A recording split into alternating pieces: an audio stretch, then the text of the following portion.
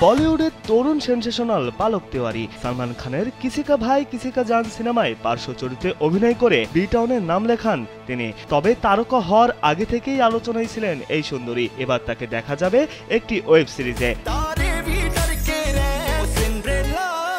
ভারতীয় গণমাধ্যম বলিউড হাঙ্গামা সূত্রে জানা যায়, সিনেমার পর পালক তিওয়ারি এবার নাম লেখাতে যাচ্ছেন ওটিটিতে, যেখানে তার সঙ্গে আরো অভিনয় করবেন র্যাপার কিং, যাদের দুজনকে ভাই বোনের সম্পর্কে অভিনয় করতে দেখা যাবে। এটি একটি ফ্যামিলি ড্রামা গল্পে নির্মিত ওয়েব সিরিজ, যেখানে থাকবে 9 পর্ব। তবে এর নাম এখনো ঠিক হয়নি।